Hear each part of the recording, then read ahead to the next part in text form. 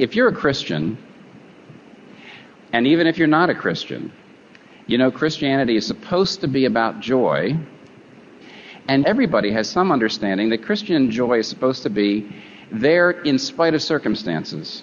The Bible says that there is a joy available that is not supposed to be subject to circumstances. And I always have to wrestle with that.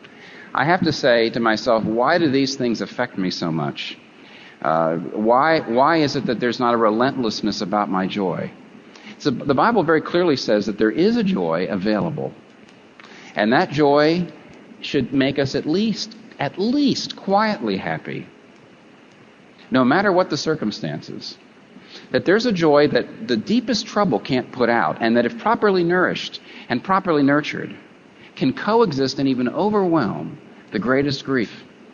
Now, there's plenty of places where that's just stated. You know, when Jesus, in John chapter 17, he prays before the Father, just before he's leaving this world. And he says, Father, he prays for us. He prays for his followers. And he says, I pray that they may have the full measure of my joy within them. And one chapter earlier, he's speaking to the disciples, and he says, you will rejoice, and no one will take away your joy. Now, that's pretty amazing.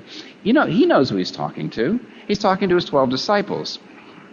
And he says, no one will take the joy away from you that I'm going to give you. And he's speaking to men who are going to be persecuted. They're going to be robbed of everything they own. They're going to be tortured. They're going to be put to death. And Jesus says, I am giving you a joy now that can stand up to that.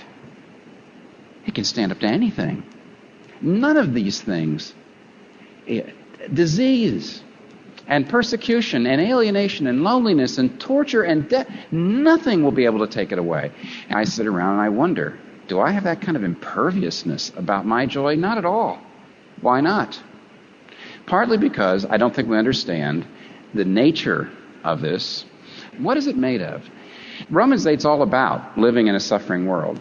Living in a world of brokenness.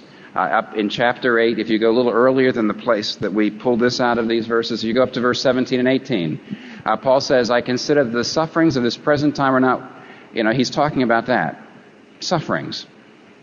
And a little bit later, he's talking about trouble and persecution and nakedness and poverty and danger. And he's talking about how do we live in a world like that. And then these three verses, they're very, very famous. I believe in these three verses, you've got three principles. Verse 28, our bad things turn out for good.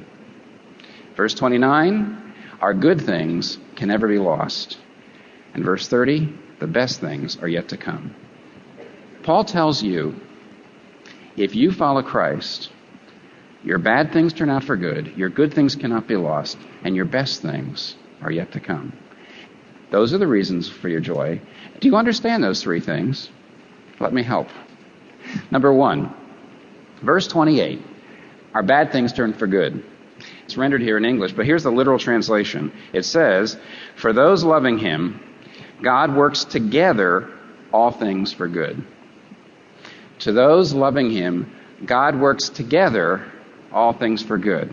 Let me give you an ABC implication of this first principle. ABC, three implications. First of all, it says that all things happen to Christians.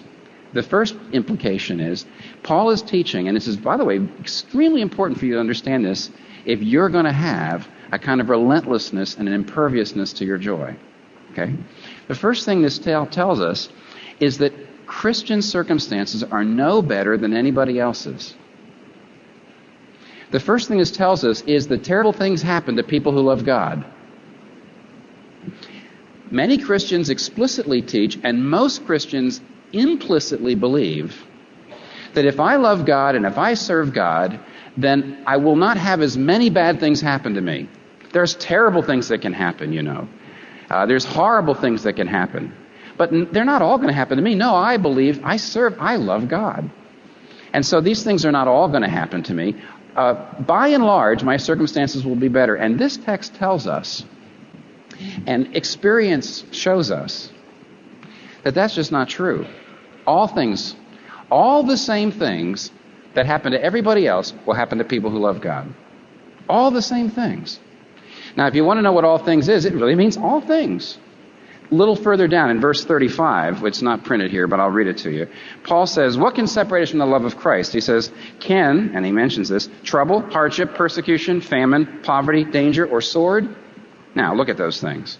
Trouble, hardship, persecution, famine, poverty, danger, sword. What is Paul saying?